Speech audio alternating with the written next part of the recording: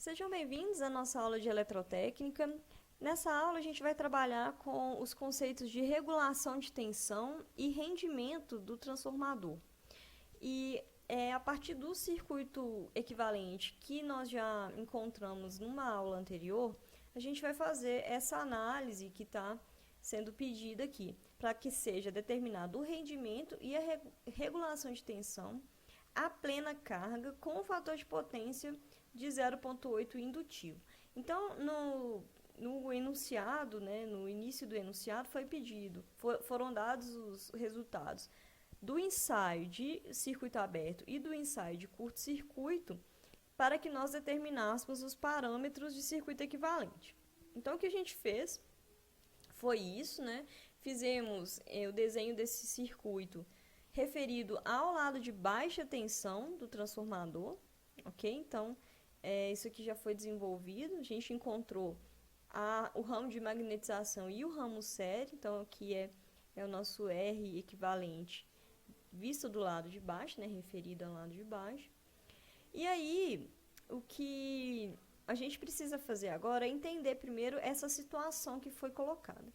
Então, a gente tem um transformador real, Então, o nosso equipamento eletromagnético, ele está na prática, Ele é uma coisa assim. E aí, o que está acontecendo nessa situação que a gente vai analisar?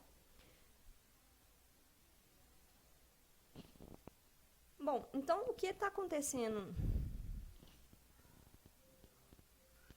no transformador real é o que eu ilustrei aqui. Foi aplicada uma carga, isso a gente não sabe se foi aplicada ao lado de baixa ou ao lado de alta.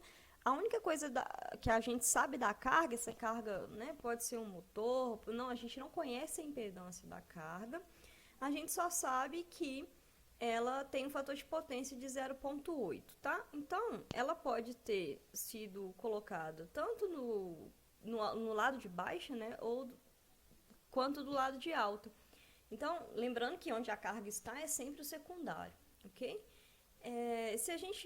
Então, como a gente já tem o circuito equivalente no lado de baixo, a gente vai considerar que a carga foi aplicada no lado de alta, ok? E aí, a gente já sabe que esse transformador está sendo representado por esse circuito equivalente. Então, o que acontece? Essa carga, ela está exigindo, como a situação é de plena carga, a carga que a corrente que a carga exige do transformador, do secundário, é a corrente nominal desse transformador. Isso que é o transformador estar a plena carga, ok? Então, a gente vai considerar uma carga que foi conectada no lado de alta, no secundário, portanto, é o lado de alta, e o primário é o lado de baixo. Podia ser, a gente podia fazer o contrário também, não tem problema, tá? Por quê? Se a gente referisse a carga para um lado ou para o outro, o fator de potência ele ia continuar sendo o mesmo, Então, quando a gente faz esse processo de referir impedâncias, a gente só mexe no módulo da impedância.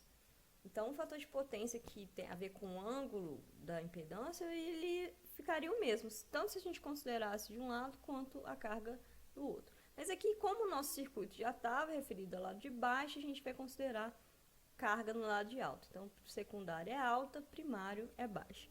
Então, o que está acontecendo na realidade é isso aqui, mas a gente vai representar através disso. Então, o que eu faço? A carga que estava lá no lado de alta, eu jogo ela para o lado de baixo. Se a gente tivesse uma impedância, tivesse sido dada a impedância da carga, a gente tinha que fazer o processo também de referir para cá, calculando o Z referido como a gente fez antes. Mas aqui o que foi dado é o fator de potência, então a gente vai trabalhar com ele, ok? E aí, a primeira análise que a gente vai fazer é do rendimento do transformador. Então, o rendimento de uma máquina elétrica, de uma máquina qualquer, é sempre a relação da potência de saída. Então, vamos aqui tratar do rendimento.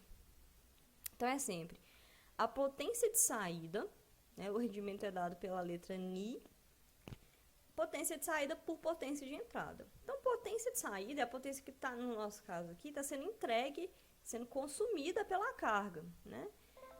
E aí, a gente já sabe a situação de carga, é a situação de plena carga. Então, a potência de saída é a potência que a carga está consumindo, potência ativa.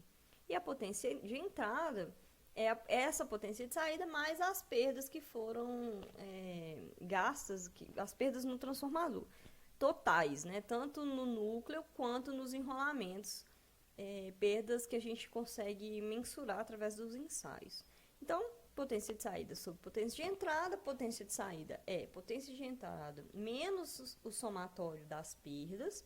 E aí, se a gente dividir aqui por esse denominador, a gente tem 1 menos somatório de perdas por potência de entrada. Então, o que a gente sabe? A gente sabe a potência aparente nominal do transformador, que é 50 kVA.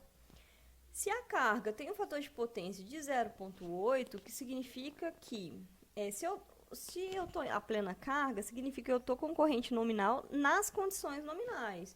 Então, eu estou aplicando também tensão nominal, né? Então, a plena carga, o consumo de corrente, né? Se eu tiver meia carga, por exemplo, eu tenho a metade da corrente em relação às condições nominais, ok? Então, aqui, olha, eu tenho potência nominal ativa, é o S nominal vezes fator de potência da carga. E aí, eu calculo 40 kW. Então, isso aqui é consumido pela carga. Então, a potência de saída a gente já tem. E as perdas é o somatório das potências que foram medidas no ensaio de curto-circuito, que é a perda no cobre, né, a perda nos enrolamentos do primário e do secundário, mais as perdas jáulicas, né, no núcleo, que são referentes ao RC aqui do núcleo, aquelas perdas por correntes parasitas, por correntes de Foucault.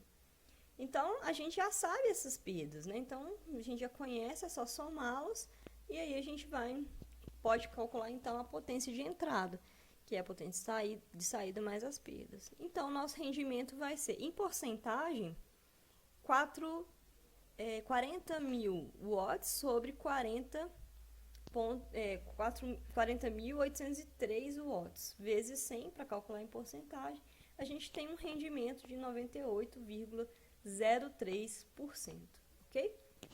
Então, tudo que não chegou de potência lá na carga foi perdido ali no transformador. Bom, pessoal, então é isso. A gente continua com a análise de regulação de tensão no próximo vídeo. Muito obrigada e até a próxima.